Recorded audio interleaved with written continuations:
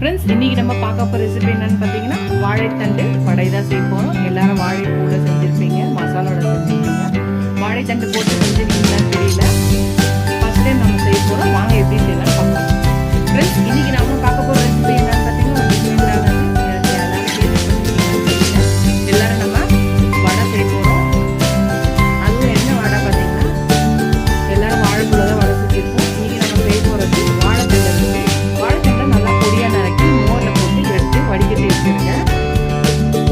இப்போ ஒரு mixie jar எடுத்துக்கலாம். ஒரு கப்பு கடலைப்பருப்பை போட்டுக்கலாம். ஒரு கப்பு கடலைப்பருப்பு எடுத்தா 1/4 கப்பு தோரம்பருப்பை ஊற வச்சுருக்கோம். தோரம்பருப்பு எடுத்துக்கலாம். ஒரு கப்பு கடலைப்பருப்பு, 1/4 கப்பு தோரம்பருப்பு ரெண்டையும் நல்லா ஊற வச்சு எடுத்துருக்கேன். தண்ணி இல்லாமல் வடித்து போட்டுட்டு ஒரு ஸ்பூன் சோம்பு, ஒரு 4 காஞ்ச மிளகாய், இதுக்கு தேவையான அளவு உப்பு போட்டுக்கலாம். இப்போ இதை நல்லா குறைன்னு அரைச்சி எடுத்துட்டு வரலாம். தண்ணி இல்லாமல் அரைக்கணும்.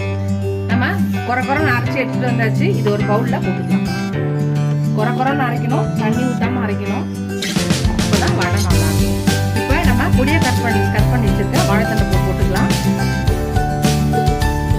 உங்களுக்கு ஈரப்பதம் இருக்க மாதிரி இருந்தால் கொஞ்சம் கடாயில் கொஞ்சம் ஒரே ஒரு கரைச்சிட்டு போட்டுக்கலாம். பொடியை நறுக்கின வெங்காயத்தை போட்டுக்கலாம். பொடியை நறுக்கின 2 பச்சை மிளகாய் போட்டுக்கலாம். பொடியை நறுக்கின இஞ்சி போட்டுக்கலாம்.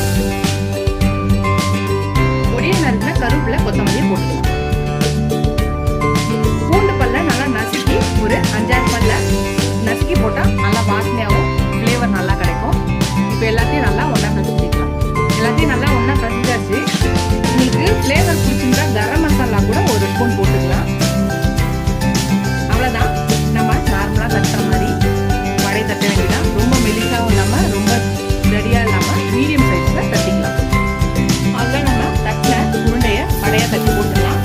எண்ணெயை மீடியம் ஃப்ளேம்லேயே வச்சுக்கோங்க, ஃபர்ஸ்ட்லேருந்து லாஸ்ட் வரையும். அப்போ தான் வேகம் நல்லா. இல்லைன்னா ஹை ஃப்ளேமில் இருந்தால் மேலே வெந்தோம் உள்ள வேகாதது இருக்கும், மேலே தீஞ்சிடும் உள்ள வேகாது இருக்கும். அதனால் ஸ்டார்டிங்லேருந்து எண்டு வரையுமே